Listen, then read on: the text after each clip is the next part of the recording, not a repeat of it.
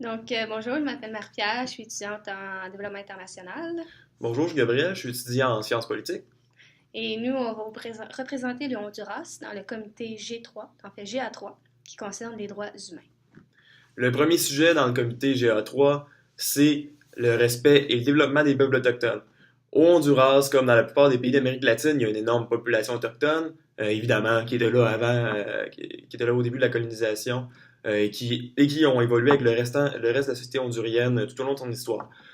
Il y a eu différentes déclarations, notamment la déclaration pour les droits des peuples autochtones, que le Honduras a ratifié d'ailleurs. Et c'est un énorme enjeu pour le pays, étant donné que ces populations-là vivent pour la plupart dans des situations d'extrême pauvreté, vivent du racisme et ont de la peine à s'intégrer dans la société hondurienne.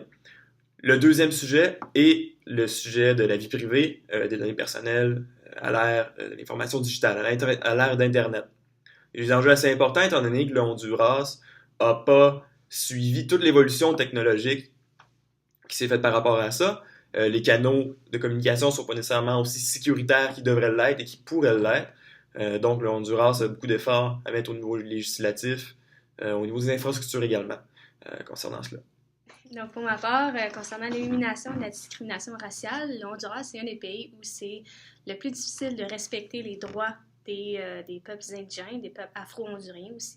Donc, c'est un enjeu extrêmement important au Honduras concernant ces droits-là, parce que, évidemment, on ne veut pas que les peuples afro-honduriens quittent le Honduras et migrent, si on veut, vers les États plus nord-américains, donc aux États-Unis.